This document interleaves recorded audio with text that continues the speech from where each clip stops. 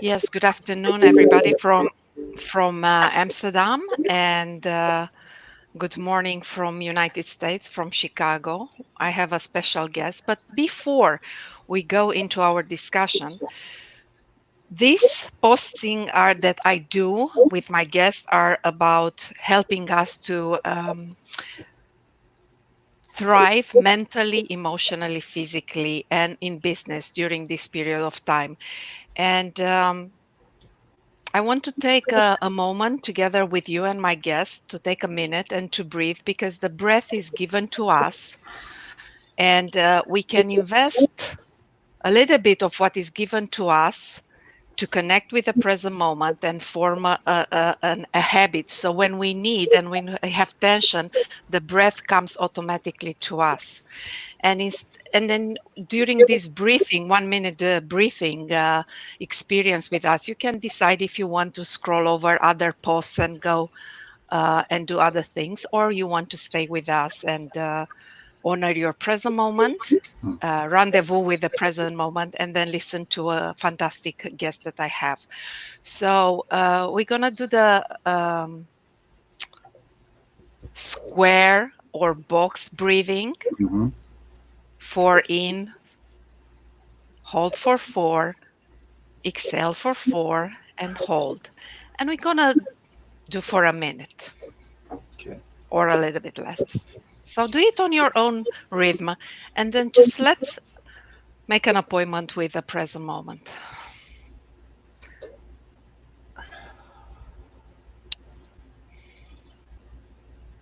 So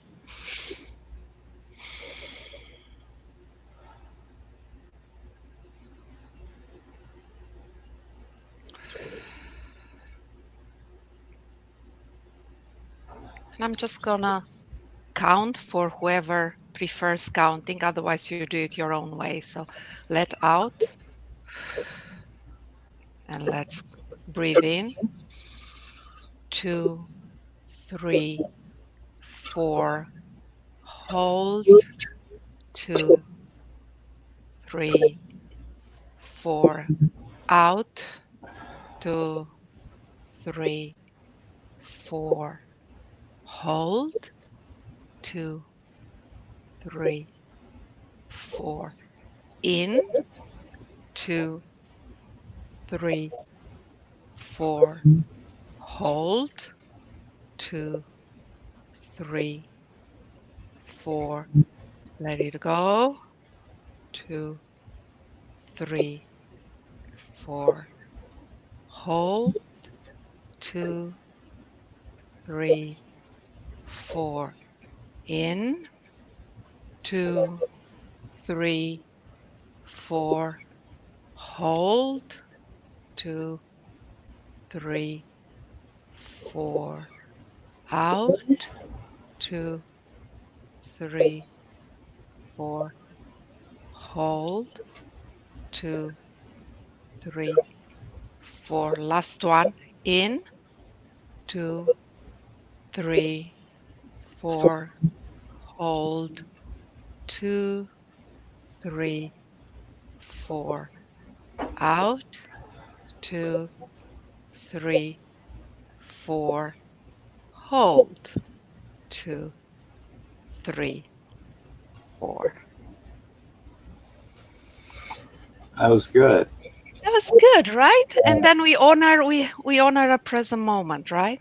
Yeah. So, hi, good morning to you, Don. Good morning. Don is a seasoned business leader, and he spent his first 15 years of his career driving operations, sales, and marketing in various executive roles for major U.S. companies like Wilson Sporting Goods or Cobra Electronics. And he left the corporate world, corporate America, in 1999, and he ventured into entrepreneurship by joining a small 25-person startup as a president.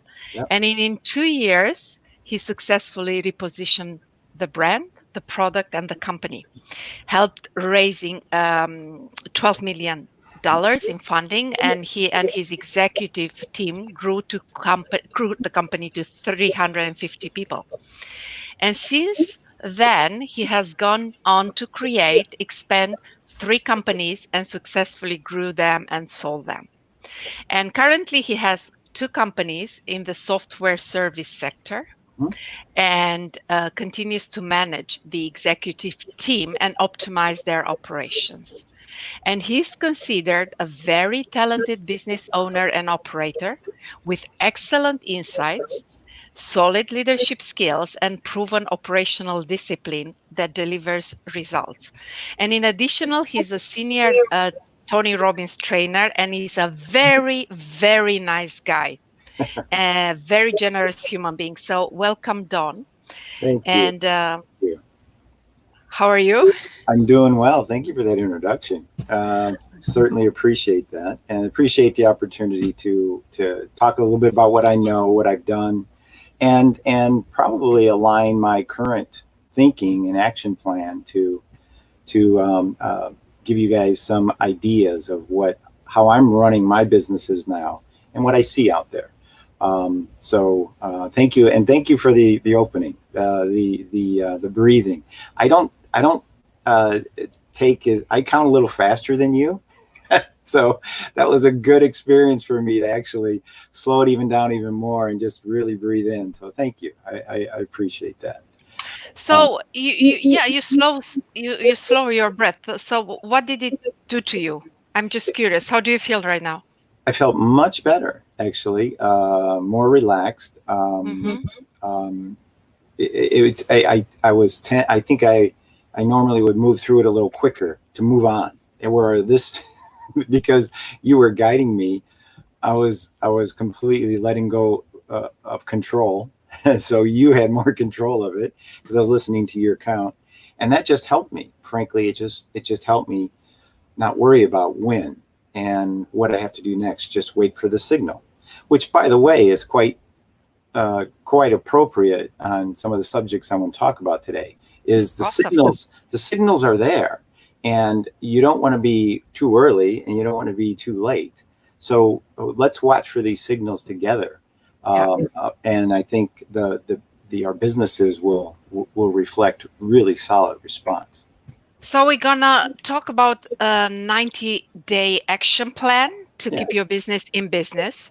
So you have like a 6 step plan with or let's say 6 pillars that is important. Get the facts. Why? So I kind of have 6 buckets or pillars I put things into when I'm thinking through, frankly, my business, even if there's not a crisis happening around us. But in this case, yes, the first one I look at, what are the facts?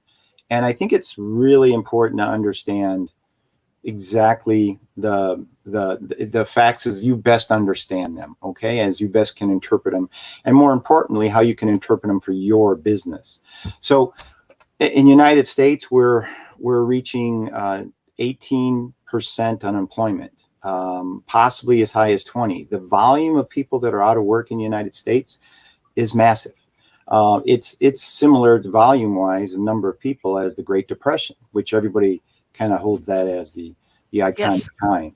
So Yes. what else is happening in the United States? I mean, there's And not true. only United States, because we're just all over the place. The Certainly, unemployment is rising and at as a a fast pace. proportion, absolutely, as a proportion to your populations in different countries, it's Right. important to notice that number. It doesn't mean you have to get worried about it. It doesn't mean you have to be optimistic about it. Just know what it is, because it affects all of our businesses. Again, these are facts that are affecting our business. In the United States, hotels are down to 20% occupancy. Airlines are down to 25%. Actually inactive 75% of the time. And again, Yes. what's happening in each of your countries? Appreciate that point.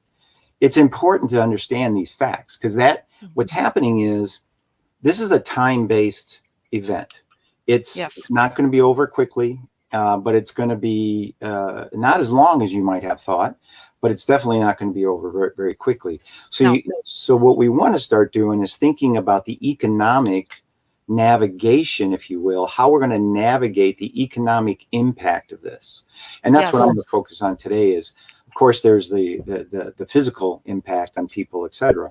But what's it doing to our economies and what's it doing to our businesses? So get the facts. Don't inflate them. Don't say it's better than it is. I'm a very optimistic person, but at the same time, it's important to be very factual about what's happening in your business and specifically to your vertical channel.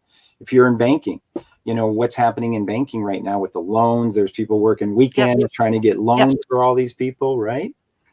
So, and in my business, which both of my companies now are focused on e-commerce, we're adding more people. We're trying to build out websites. We're doing a lot of different things right now. So understand, and again, on time frame wise, what's happening to your business now and what's going to be happening to your business 30 days from now, 60 days from now, 90 days from now. And make sure that if you if your system of collecting numbers, so you know your numbers, it's not proper, is not working properly, make sure you update it. It's a time now to do the maintenance, right? Absolutely. I have subscribed to something called like a 13-week cash plan right now. I think when we're looking at our businesses in this mode of operation, we need to be very specific, and even our personal lives. If you're a 401, if you're a 1099 or a sole proprietor with one person in your business, you need to do a 13-week cash flow plan for your business. How much you're going to get in this week, how much you're going to spend this week, how much, and then do it for the next week and project it.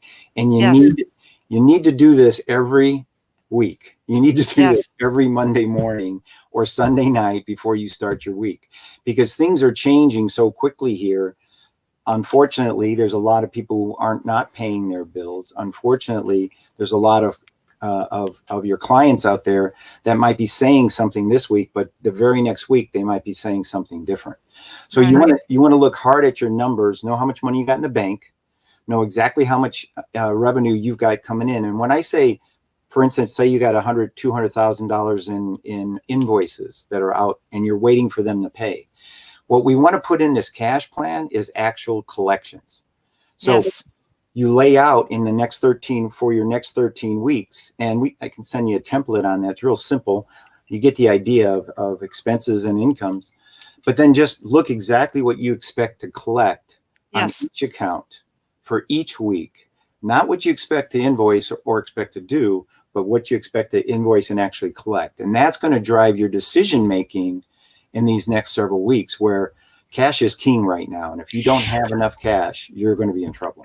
And it's not all. I just wanted to say, because the first thing that I learned in banking in the beginning of the 90s, when we started to learn about credit lending, about lending and looking at balance sheets and P&L, we don't look that much as a profit as we look at the cash, because cash is king, and it can tell you a lot about prosperity of a company or not. Absolutely. So cash is king always. Yeah. And a couple more things I want to say about that is it's time to tell the truth.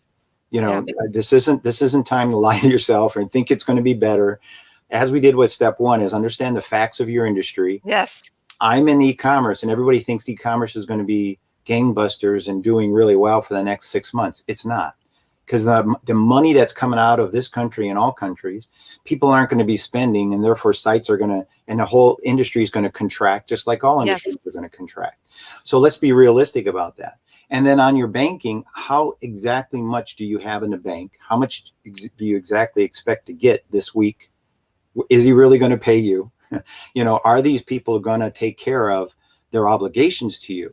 And you put a percentage on that. You expect 80% to pay. Okay, put that in your cash flow for the next 13 weeks and update it every Monday so you know.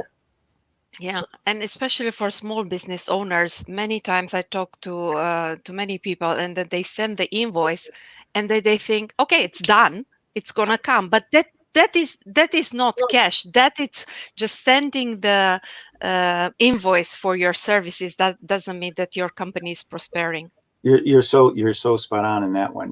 What I have my sales guys doing is they are talking, continuing to have rapport with all my clients, and I have them monitoring my cash payments.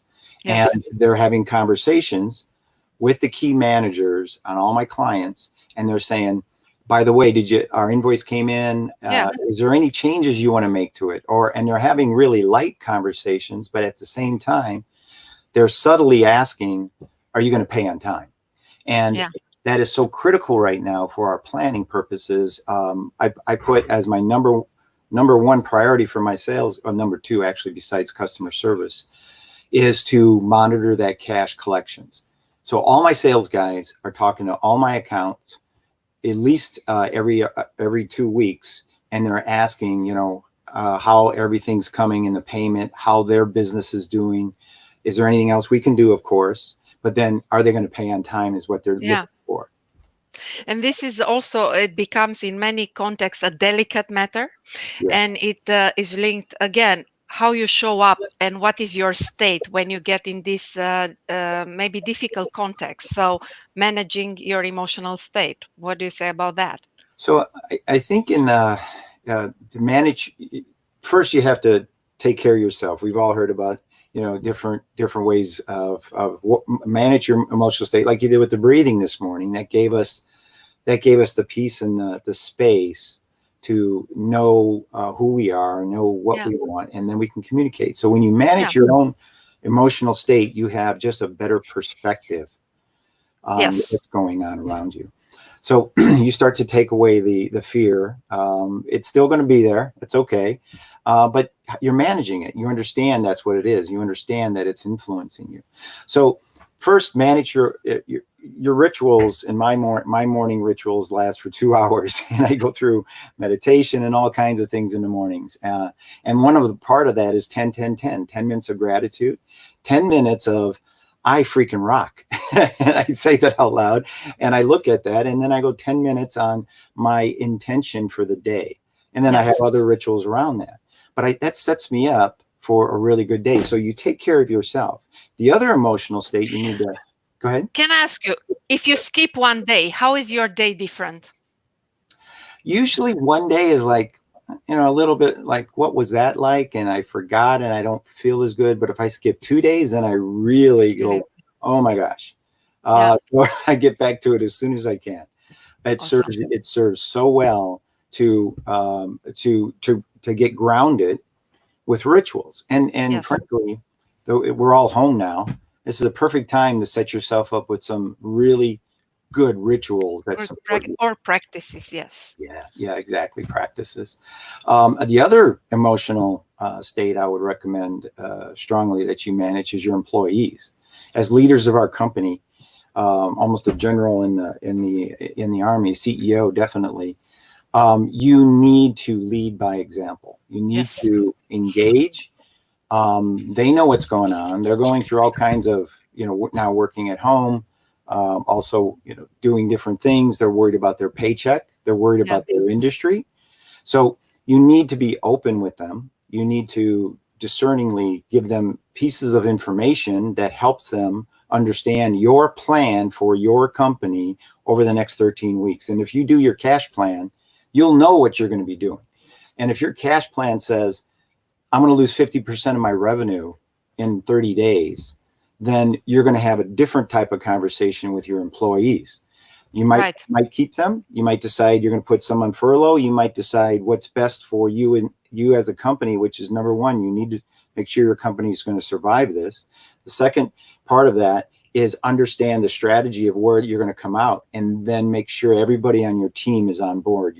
I call them EMT. That's my executive management teams in the two companies. You go ahead. I communicate with them, what we see, where our collections are, how much money we have, where our break even is. It's another part of your 13-week plan is where is your break even on existing expenses. And then once you go through that analysis, then you say, okay, if I go down even further, my break even is about 50% of my revenue. If I have to take that down to 75% cut, what does that mean? And what does that look like for my team and for the structure of the business? So those are the kind of things you need to think through so you can you can understand what might be happening to you, and then you can communicate it to your team, and you can manage their morale. And I have a question because the brain likes repetition, that this is what we also need. And how do you make sure that when your team now works remotely, they keep their priorities their priorities? We do things like we do daily stand-ups with all our in subgroups for each of our teams. Yeah. So like about almost 5 to 10 people will get together on a daily stand-up, talk about, used to be all about work and how they're not getting something done or they're getting something done. Now it's half of it is about how you doing, Yeah. just to connect, and somebody might say, I'm working in my bedroom and the kids keep coming in and they share ideas to support them. So it is very critical that you continue to check in. We have an all hands meeting at least every other week, and we're looking at having that once a week now, where we just do 15 minutes and we give everybody an update. It's all Zoom call and it's all communicated out to them. But just another way to keep communicating with them. Yep. And what is expected for them. So get the facts, know your number, manage your state. What else? It goes to managing I call it managing the business end of your business, right? It's it's thinking time, and I try to do it daily. I haven't been able to keep that ritual right now because I've got so many things moving around on me. But I try to have about 30 minutes of thinking time, and this is from one of our friends, Keith Cunningham. Yes. Big promoter of thinking time, and I wasn't for years, but finally I started it.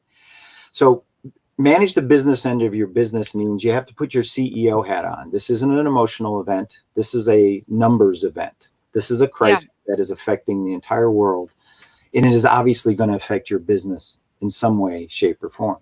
Yes. So how is it going to affect your business? Now you got the facts. You already know, your break even, what this is. Now you put down your pen and your paper and start writing what is going to need to change in your business. And if you have to make some tough decisions, you make those tough decisions. If it means you need more information, you need to get more information and you need to do it quickly. But put on your CFO hat, your CEO hat, and run the business like a business, because it needs to have a leader in it that understands the economics that are around you and the opportunities that are in front of you, and make decisions so you can drive this forward. You don't serve yourself, you don't serve your employees by not making decisions, and you don't serve your company and your employees by sugarcoating things and saying it's all going to be great, right? Agree. Yeah. So go ahead. Yeah, go. So I'd say there's some to-dos here. On the business side of the business, you want to be in front of all of your clients first. Anybody who owes you money, you want to be first in line. That means rapport. That means connection. That means checking in with them. That means calling them, asking them how their kids are doing, and of course, be genuine, which you are, and you do care, which we all do. But make those phone calls. Get a list. Write all your clients' name down. Make sure you're touching your clients at least every 2 weeks, and you're saying how you doing. And then you want to make sure you're in front on your collections. Yes. The second thing I would put on that list is preserve your cash. So if you don't have to spend it right now, don't spend it. Check your bank account. Make sure your personal bank account or your company bank account. And you want to preserve the dry powder, as it's called, is that's going to give you the ammunition to pivot and change and run your company for a lot longer than everybody might be expecting. 30 days. The economic impact of this is going to be 90 days at minimum, and more like 6 months. So you need as much cash on hand so you can navigate that. Maybe bring some more people on at a later time to do some different things. And if you don't have the cash to do that, you won't be here. So go ahead. That's an important thing, because you need, as a company, you need to collect your money, and also you need to make money. So at times you need to ignite your creativity Mhm. because sometimes you need to start unorthodox ways of thinking in order to make sure that you still can collect. So tell me, how did the crisis impact your creativity?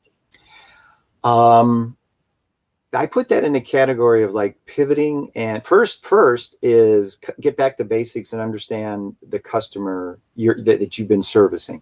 So my for the creativity side, it affected me personally, with an acknowledgement of we're kind of, not servicing our clients in the most thoughtful way. And I'm like, Yeah, uh-oh, because we were yeah, running fast and we were turning jobs down, and we're looked on as a pretty good team. So we had the opportunity not to take all the work that was coming our way.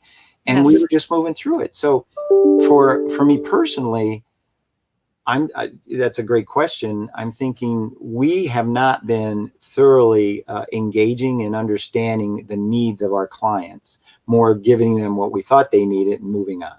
So the creativity is open up your eyes, and really pay attention to, is there anything else we could do with these clients? Is there anything else, any other services we can offer? And that gets it really into expanding your base, if you will. But it's important that they have a trusted source. So yes, we kind of went back to basics. 2 weeks ago, we just kind of stopped, and I took all my senior management team and the directors, and we just talked about, what really it means to help somebody.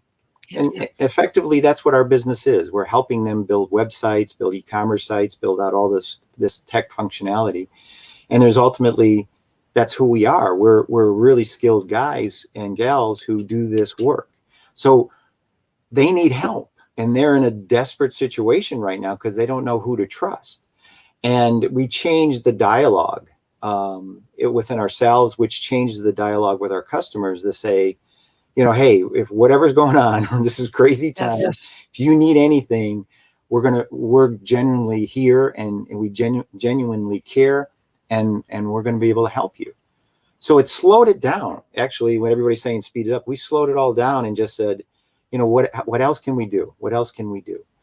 And that made such a difference, because we have clients saying, can you do this technology? Can you do that technology? Of course we can. We'll that is figure it so out. much getting out of your own way Yeah, and letting the ego away and having only a customer centric approach yeah, and focusing only on adding value, right? yep, yep, yep, yep. And kind of back to your CEO hat is, as leaders in our organizations, we tend to either be a driver or be a empathetic leader, and we kind of using the same tools we've been using, right, for a Yeah, long time. Well, there's more to you. There's more yes, available to you right now, especially. And I think it's important to let your employees see that, and see, what you're feeling about some of these things, and bring that to your clients, and bring that to your employees. I've had some of the best conversations I've had ever with some of my clients, because it's situational, of course, but it's also, we're just being very authentic and real, and it yes. makes such a difference. It just makes Bring such a difference. bring some humanity to the human interaction, business interaction, right? Yeah, yeah, yeah. Awesome. And CEO hat says, and CFO hat says, be human, be connected, and then say, by the way, is my invoice going to get paid on Thursday? Yeah, And you're not violating the authentic conversation. yes, It's important to our company that we are going to get paid. It's important to his company that he can continue to trust us. yes, And in that same conversation, we say, if he says, I can't do it Thursday, I'm going to do it next week, we say, that's absolutely okay. And is there anything else we can do for you between now and then, to help? And he'll say, well, maybe go look at this project, give us your opinion. And we go do that for free. And we go do this, and we go check out these other things. So yeah, you're so right. Bring that humanity in. And I'm counseling strongly to be your CEO and a leader. You need to be fiscally fiscally for your organization. Yes. So get the facts, know your numbers, manage your emotional state, Yeah. manage you're saying the business end of your business, right?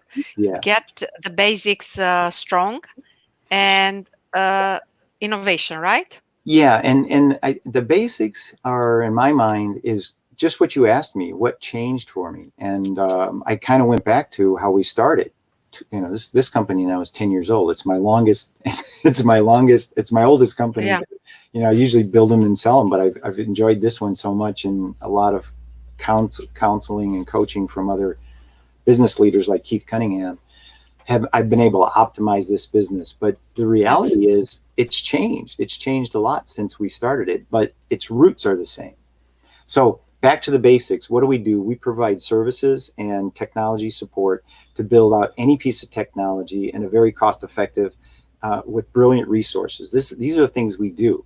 So we were moving pretty quick with the robust economy from Yes. 2 months ago.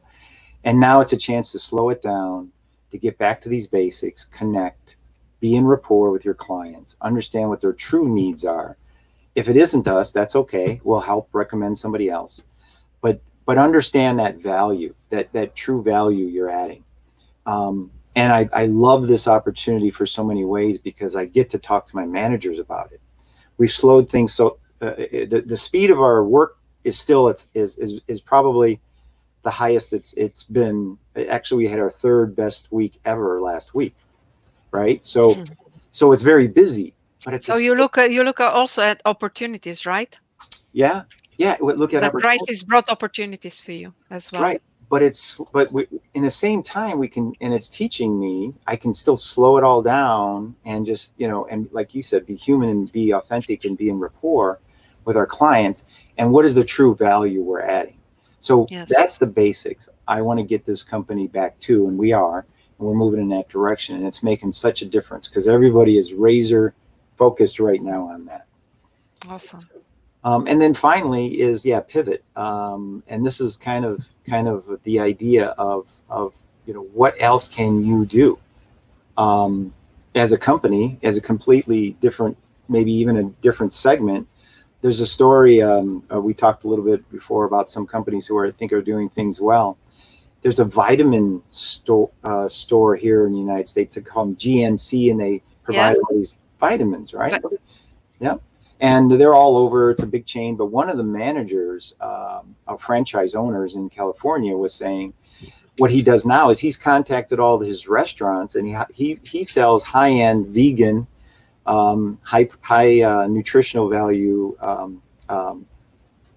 food and items from these restaurants. And he's consolidated it, and he's reaching out to all his clients, and he built a quick website, and he's connecting now and giving them all these food services. And he says he's actually it's booming. Yeah. It's booming. So that's part of the pivoting, right? And be open to those ideas. But I can't stress enough that this is a timed-based problem we're in. The economic crisis is not going to go away in a week. It's not going to go away in a month. It's not going to go away for some companies for 6 months. For a long time. Yeah. So we have to navigate that very, very elegantly and thoughtfully. That's why I go back to my CEO time and my thinking time is what am I going to do today? What is my plans for this week to make sure that what I'm doing this week is the difference that makes the difference? And then when you bring that back to pivoting, don't just jump on anything that you can maybe go find revenue. Start to test it.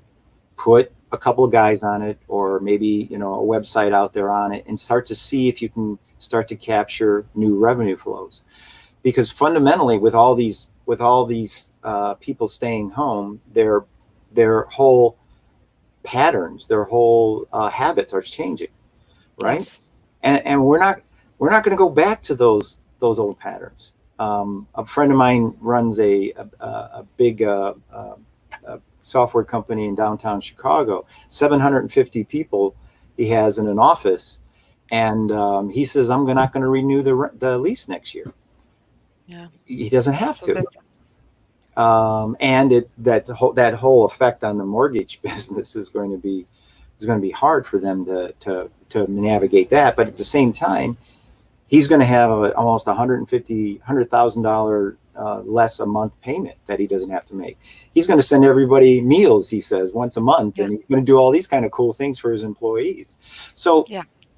these changes, and as we pivot through these, do them very specifically, test them, but understand there's new ways that customers are going to be buying your services, and try to find those. I call them like rivers of money, Yeah. streams of money. And what you want to do is you want to get as many streams directed into your buckets as you can. And if you tap into it and you put a little, a toe in the water and it looks good, keep doing it and do more and more of it. But don't give up on what you're doing unless it's completely shut down, right? And just keep also enhancing your value with your current revenue streams. And then Yeah. you can add some more and track this customer. Yeah. I fundamentally think this is absolutely a brilliant time to find a brand new revenue streams. It's just incredible opportunity for so many companies out there. It is about innovation. It is about trying different things. It is about experimenting, thoughtfully experimenting. So I have a question for leaders of the companies, for CEOs, for those that run the engine, if you like, of the companies. You talk about having new rivers, and that means creativity, come up with new solution, different way of thinking. Tell me, you starting to take thinking time. How did this impact your being as a leader, the way you show up, and the way you maybe design new ways of operating in business? So before it was reactive, and I consider myself a pretty decent, thoughtful guy.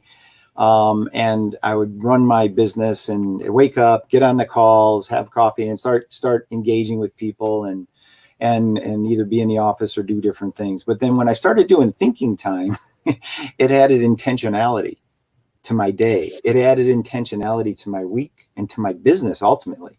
Yes. And there's programs, of course, there's coaching business programs, there's all these things. I've been working with Keith Cunningham for about 5 years now. And on one-on-one with Keith, I have a whole lot of intention to do different things. And the discipline of thinking through what you want your business to look like 6 months from now, in this case, just 13 weeks from now, but 6 years from now. And when you start having intention, it changes everything. It is absolutely a game changer. It reminds me of when I first started doing my meditations in the morning. And my daily ritual involves a meditation every morning. And in that meditation, I have intention for my day. Yes. And I would always think, what happened today where, it was a good day or not. Now I reward my day, my prior day. I have intention for the day ahead of me. And then I'm grateful what I have. And when I go through that, it is absolutely a game changer. And in those practices that you do Yes. for your personal self, Yes. apply them to your business. Yeah. You can apply them to your business, and you can have thoughtful intentionality for your day and for your week and for your month and your quarters for each of your business. But it comes from that thinking time. That's a great question. Wonderful. Thank you so much for your time. Lots of wisdom and great ideas for business owners. And I hope to have you again in the future and share us what to do to thrive in business and Would love to. also our well-being as leaders. Thank you so much. And thank you everybody for watching. Wishing you a wonderful day, and take some breaks from time to time to reconnect with your breath and the present moment. Thank you. Bye. Bye-bye. Thank you. Bye. Thank you.